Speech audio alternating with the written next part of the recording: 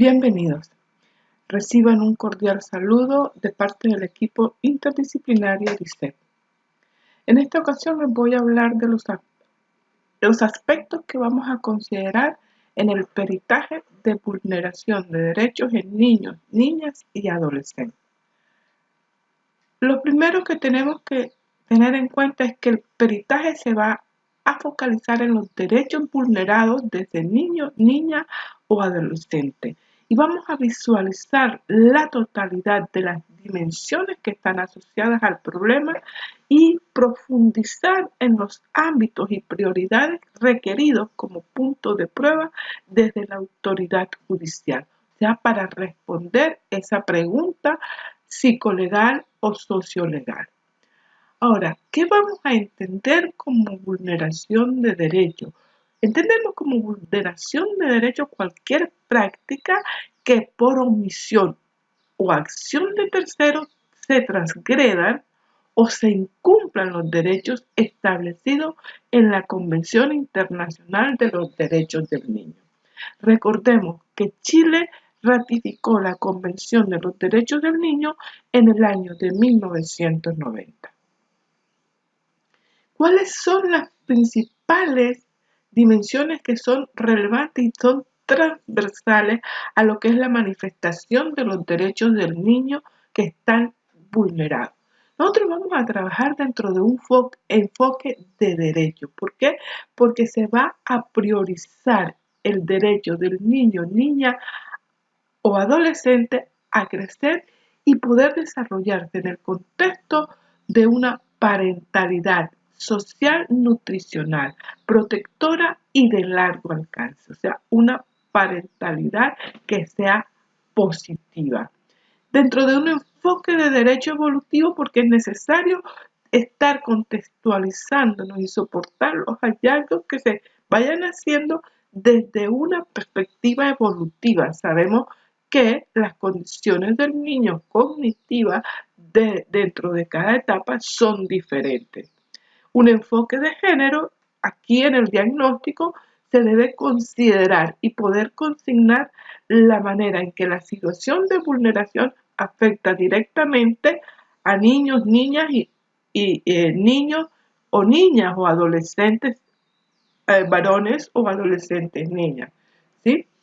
Un enfoque de necesidades especiales. ¿Por qué? Porque se debe incorporar desde la adecuación del contexto de atención, o sea, físico y relacional, la programación de las pericias, su ejecución, el análisis de resultados. ¿Por qué? Porque están expuestos a mayor vulneración. Y también plantear la sugerencia a las instancias judiciales. Y un enfoque intercultural porque deberá ser culturalmente pertinente para niños y niñas, adolescentes y sus grupos familiares pertenecientes a distintos grupos indígenas y también grupos migrantes. Nosotros sabemos que Chile se ha vuelto un país de mucha migración. ¿Cuáles son las etapas de evaluación? La primera etapa es la fase del diseño de la evaluación. ¿Qué aspectos vamos a contemplar en esta etapa de diseño de la evaluación? Aquí es indispensable poder contar con los antecedentes de la causa, o sea, el RIT, ¿sí? que asigna el tribunal, el acta de audiencia completa o en el ámbito de la fiscalía, la carpeta de investigación. Tener en cuenta la pregunta psicosociolegal que está remitida en la solicitud de la pericia, ya sea desde la fiscalía o desde el juzgado. Hay una fase de encuadro y tiene la finalidad, bueno, ya nosotros sabemos, hemos leído la carpeta y tenemos los antecedentes. Ya la siguiente fase es una fase de encuadre donde vamos a informar y a comunicar a este niño, niña o adolescente y a su adulto responsable sobre todo el proceso que vamos a realizar. cuál es la modalidad que vamos a emplear y el tiempo de trabajo. Aquí el objetivo que se plantea y también contextualizar dentro del proceso judicial. En esta fase de encuadre lo que se pretende es como romper el hielo y que el niño sepa cuáles son sus derechos para dentro de este proceso.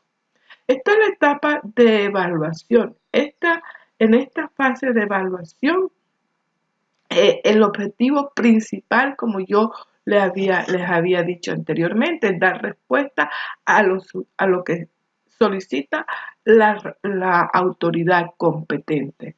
Y esto necesitamos estudiar los aspectos cognitivos, comportamentales, emocionales, sociales, que están orientados a que básicamente a describir el funcionamiento global del evaluado. O sea, trabajamos dentro de un modelo ecosistémico. Es necesario contemplar todos los posibles aspectos que están haciendo parte de la vulneración de derechos de este niño, niña o adolescente que estamos evaluando y sobre el cual vamos a contestar una respuesta psicosociojudicial. La tercera etapa es la etapa de evaluación. Esta es la etapa pues más larga. En esta fase se van a evaluar todo lo que son los datos relativos al desarrollo evolutivo, al estado de salud, historia de enfermedades de niño, niña o adolescente, la percepción que tiene este niño, niña o adolescente de sí mismo y de las figuras parentales, la dinámica de las relaciones familiares. Y aquí coloco un asterisco porque voy a hablar de ella más adelante, ¿sí? La adaptación social, la evaluación del daño. Aquí es muy importante poder tener en cuenta, evaluar el daño que está produciendo en este niño, niña o adolescente. Y como ya yo les había señalado anteriormente, cada vez nos vamos dando más cuenta que es importante trabajar desde un enfoque ecosistémico. Entonces, y evaluar la credibilidad del relato.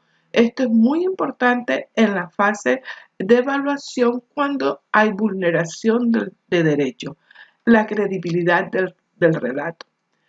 Como yo les había dicho, pues había hecho un asterisco con respecto a la familia y aquí necesitamos mirar a la familia como un sistema con historia, entonces implica poder mirar todos esos procesos en un contexto transgeneracional. ¿Por qué? Porque lo que ha vivido ese papá, esa mamá, ese adulto responsable va a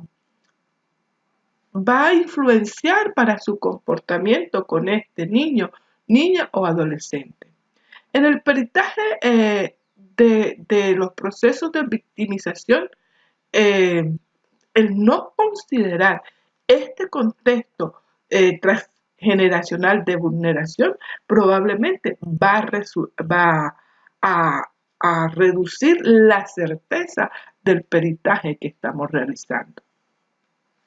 Entonces, es necesario poder abordar a la familia como un sistema emocional. ¿Esto por qué? Porque nos permite comprender en una mejor medida o en una mayor medida cómo las situaciones de transgresión son mantenidas cronológicamente por el sistema y cómo los adultos dicen nunca haber visto o sabido sobre dicha transgresión. No, a mí me educaron así, era normal que me dieran con un palo, entonces yo lo sigo haciendo. Entonces, por esto es importante tener en cuenta este contexto transgeneracional en la familia. Siguiendo la etapa de evaluación, se debe evaluar el tipo de vulneración de derechos, la gravedad de su daño, su cronicidad y el nivel de vulnerabilidad. Esto es muy importante tenerlo en cuenta. ¿Qué tipo de derecho? Nosotros sabemos y partimos de que hay 4 pilares fundamentales sobre lo que se sustentan los derechos del niño. Y de ahí parten los derechos. Entonces, tener en cuenta cuál es el principio que se está violando o violentando y cuál es, si es el derecho a su libre desarrollo, si es el derecho del niño o niña a ser tenido en cuenta, ¿sí? Aquí se debe determinar dentro de la evaluación el contexto en el cual se da origen a la medida de intervención judicial y la necesidad de realizar la evaluación. Y se hace necesario identificar los factores protectores y los factores de riesgo, de desprotección y vulnerabilidad que se presentan en ese contexto familiar inmediato. ¿Por qué? Porque esto nos sirve más adelante para hacer la sugerencia a la entidad que nos está pidiendo este peritaje. No olvidar nunca identificar factores de riesgo y factores protectores. En la etapa de evaluación, seguimos entonces en las etapas, es la fase de análisis de los resultados obtenidos. Entonces, los resultados de la evaluación deben ser presentados mediante la elaboración de un informe que va a dar cuenta del proceso de desarrollo y la solicitud que dio origen a dicha pericia. Yo en esta fase de resultados y lo sugiero que se maneje un cuadro donde pueda establecerse el principio que se está violentando, el derecho que corresponde a ese principio y también tener en cuenta el grado de vulneración que hay. Luego tenemos la fase de devolución de resultados. ¿Por qué? Porque nosotros no podemos quedarnos con esta información. Necesitamos poder comentar a este niño, niña o adolescente para poder cerrar el proceso.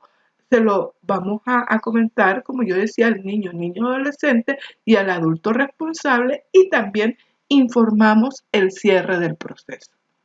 Y hacemos la fase de egreso y aquí se define como el momento en el cual se da la respuesta al tribunal o fiscalía que solicita la pericia.